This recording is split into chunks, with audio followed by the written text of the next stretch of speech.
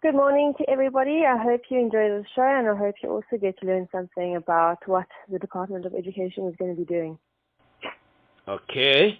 You're welcome to the show. As you are the founder of hashtag Leave Our Kids Alone. Mm-hmm.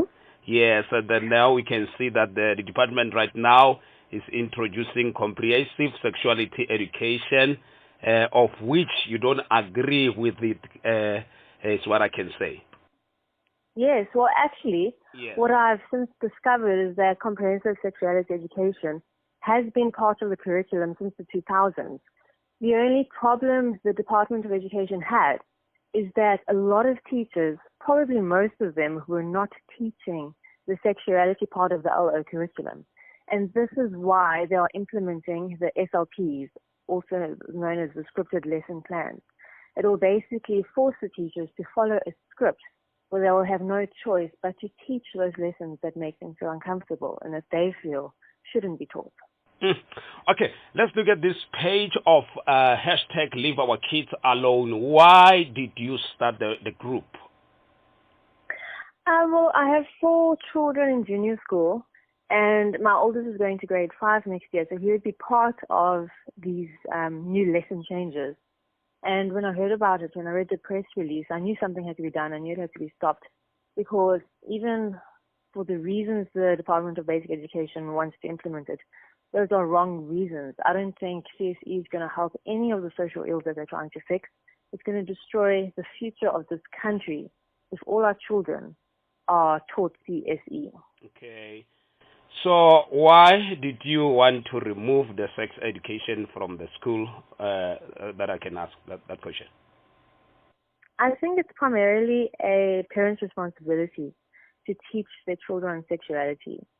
And there's a twofold thing. It's our responsibility as a parent, and government needs to respect that. But another factor is that it's a huge violation of our human rights. I don't believe a government should take the place of a parent ever. And if there is parental failure in that department, if parents are not teaching sexuality, then the government should address parents, not children. Children are victims. And often, where children are exposed to things at home that they shouldn't be, it's due to child neglect or child abuse. And then social workers should deal with that. The justice system should deal with that. We shouldn't be teaching our children things they are not ready to hear because of our failure as parents, and also because of government failure in terms of not dealing with poverty, not dealing with economic growth, not dealing with spatial planning in a way that is good for the community.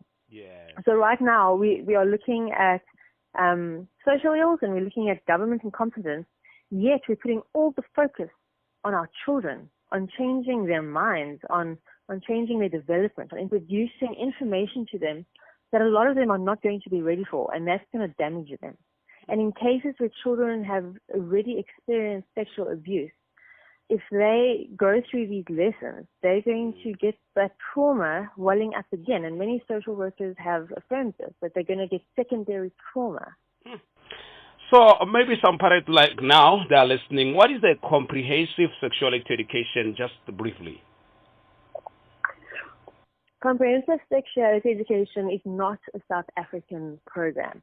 It is a program from UNESCO. UNESCO is also it's an auxiliary of the United Nations. Okay. So they are rolling this out across the world, and they are specifically focusing on third world and developing countries. And I believe that they have an agenda to break down the moral fiber of society in these countries. And I feel that we as South Africa, we've come a long way since 1994. We live in a democracy. We still have a longer way to go. But we should be developing our own curriculums based on our own needs. I don't understand why the government always wants to look at the UN. Yeah. As a party and as an individual, I want the United Nations out of our country. They are undermining our intelligence and our capabilities to solve our own problems. And on top of that, comprehensive sexuality does not focus on sexual health of children. It focuses on sexual rights. There are many documentaries that are showing how the aim is to sexualize children as young as 5 to make them aware of their sexuality. That is not normal. Not at all. So it's damaging to their brain. Wow. So it means this comprehensive sexuality education is too dangerous to our children. Definitely. I don't think it's going to help any of the social ills. There are a lot of studies saying that there's teen pregnancies, children need to be educated on sex. If teens are falling pregnant, who is impregnating them, and why aren't we doing anything about that? Okay. Why are we yet again focusing on the victims like we do with gender-based violence? Why are we not focusing on the perpetrators? If I can pose a question here, how do we deal with teenage pregnancy if there is no sex education?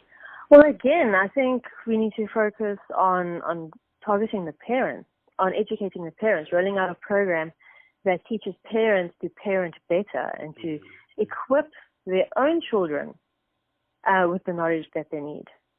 And to focus on values. But again, a lot of the time, teenagers fall pregnant because they're having relationships with older men that they shouldn't be having. And that's often a result of poverty, and government is not dealing with the real issues. They're not dealing with the real issues that are going to get people out of their situation, that's going to help them flourish in life. So as long as government's not dealing with that, they're going to forever be having social issues. Yeah, no, it's so disturbing, Lorraine, as I can see. So what about parents who don't teach their kids about sexuality? Well, I think hopefully this movement will start a discourse among parents and wake parents up and help parents realize that they do need to have these conversations with their children. But the important thing is that parents need to decide when and how to teach their children. It's not a government's role to roll out classroom-based, just this blanket education where everyone learns the same thing in the same class at the same time. That can never be healthy for a child. A parent can educate their children on an individual basis.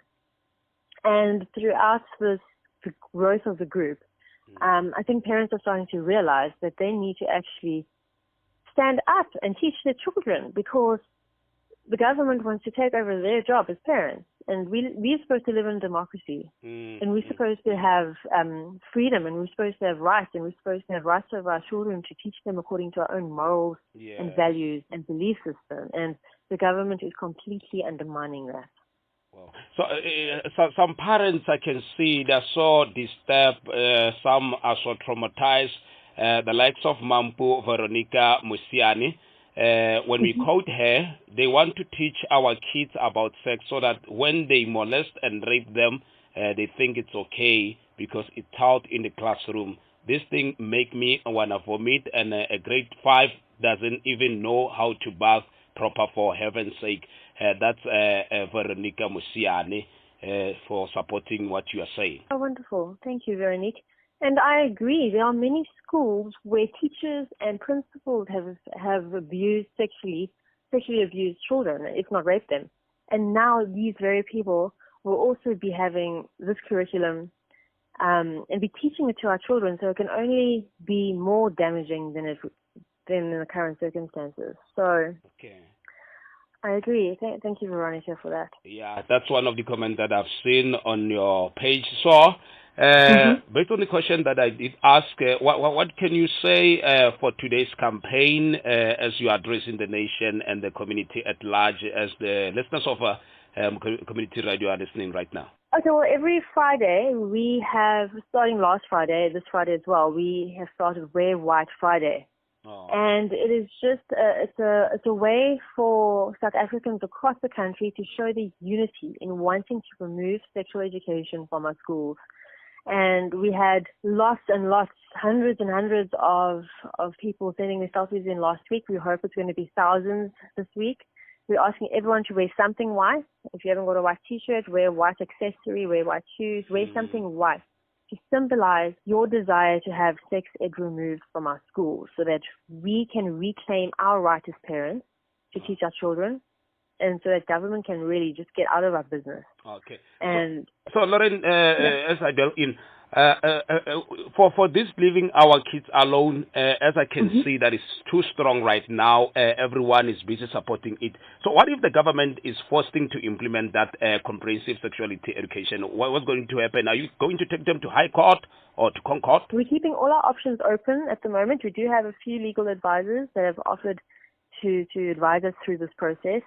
But I see going the legal route as the last resort. Okay. We do live in a democracy, and during this entire process of this curriculum and the new SLPs being put in place, there has been zero public participation. The government has not consulted with parents. They have not consulted with teachers either. So they've gone behind our backs to implement what essentially is a UN agenda to destroy our country. Sure. We as South Africans have to stand up. This is a much bigger problem than our children learning about sexual education. This is about a government that is selling us out to overseas agendas. Okay. Lorraine, as our time has run right now, what can you say to the parents and for those who want to connect with you or to engage with you? Well, they can join the group on Leave Our Kids Alone, and they can communicate with me on Facebook. But besides that, just be vigilant, stay up to date with what we're doing, wear white every Friday. We will not bow down to the government. Our children are not learning this. And we are very concerned, especially for the children in poorer communities that are at risk, because this is going to damage them further. So we are going to stand up for them too. We are not going to let this happen. We as South Africans are going to stick together. The government needs to listen to us. This is a democracy after all. And if they do not want to take it from the curriculum, we're going to have to obviously go further and take more drastic steps. And South Africans that are listening, I hope you're with us. Take comfort to know that we will not let our children's minds be corrupted. We will not let our moral values be corroded by the government, who has no ability to discern or understand what UNESCO is trying to do.